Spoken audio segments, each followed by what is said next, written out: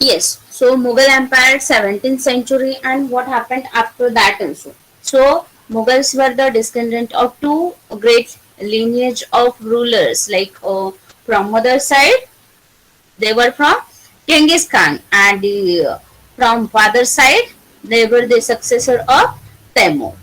Yes. So now then we have seen Mughal military campaign, how they expand their kingdom. Then we have seen Mughal tradition of succession.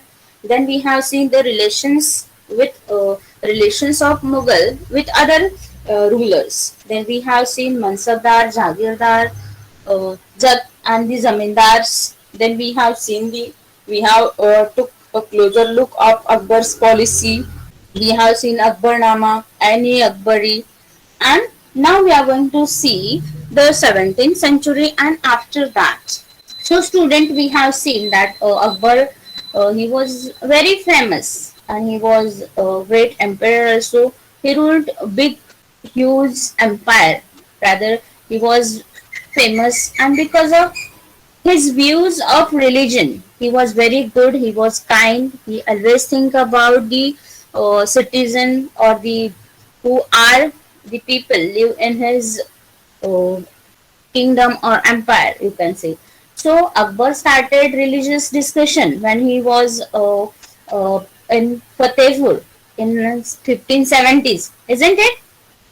So that time he discussed with the religious scholars like ulama, Brahmins, isn't it? So that time which concept he has put? Yeah, so he developed the new idea which was called Sulaikul, means universal peace. And this idea focused on tolerance, justice, and peace.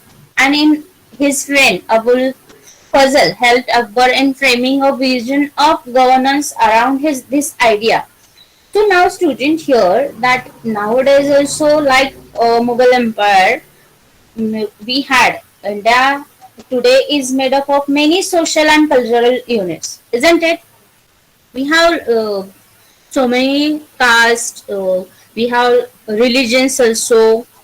Yeah, so do this pose a challenge for national integration, national unity, or the act for bringing together? Yes. Yes, so student, like Mughal Empire to India today is made up of many social and cultural units. Does this pose a challenge for national integration? So student, now not all that is good prevails, which with successive generation Akbar's descendant lost the compassion. So here you can see now only someone told that Akbar was the one of the kind king, but his descendants, what about his descendants? Was they like Akbar? Obviously not. They lost the compassion. They were not that much kind. So with their tyrannical attitude, they were cruel and they didn't behave properly with the people. They lost the support of their employees and well-wishers. So if we have seen in some Mughals empire, the whoever the defeated king, they were also treated with respect, isn't it? But in his descendant, the kings didn't uh, treat the people well or their employers. Tyrannical means cruel or not behaving properly. Tyrannical means cruel. So with their tyrannical attitude, they lost the support of their employees and well-wishers also.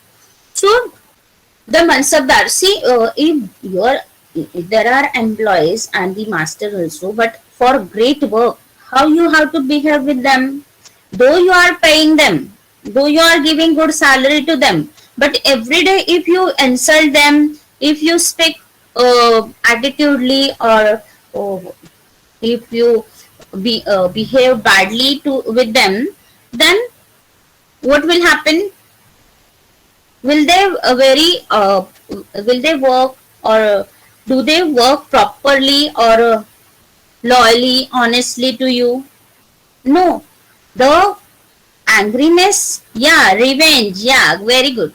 So that somewhere they it keep in their mind, though it is you are paying or they need the job, that is the another thing. But this happened with the later on descendant with the Akbar.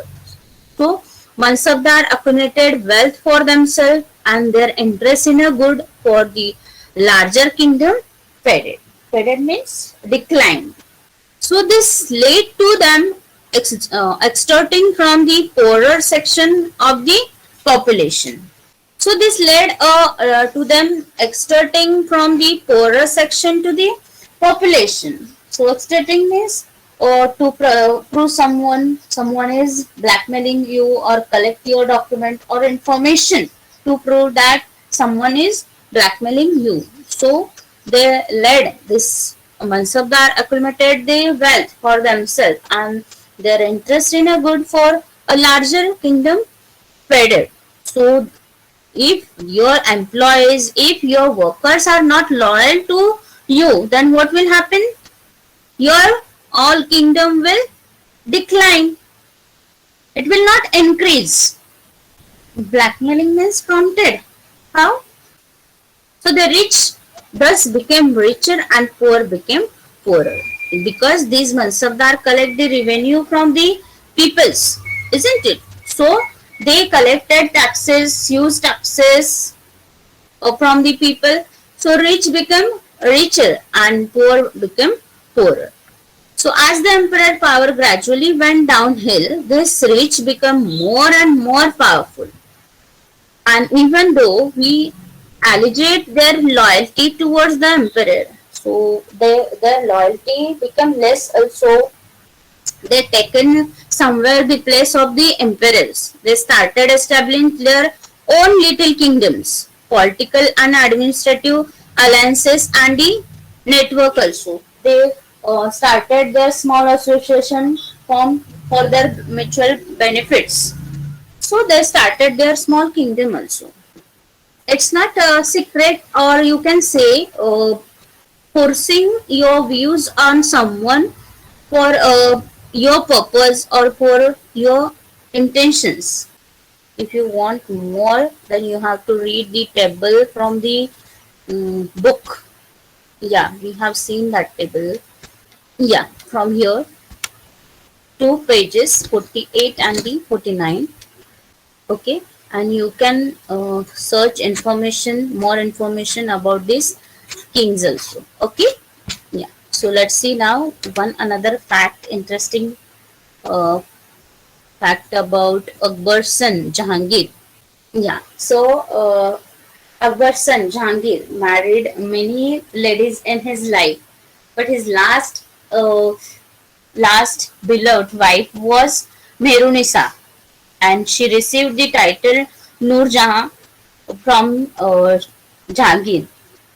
Jahangir was so impressed by her, and as a mark of honor, Jahangir stuck silver coin bearing his own title on one side, and on other side the inscription struck in the name of the Queen Begum Noor Jahan. If you like our videos, do share them and subscribe to our channel. If you want awesome quizzes, write to us. Keep watching and keep learning with Walnut.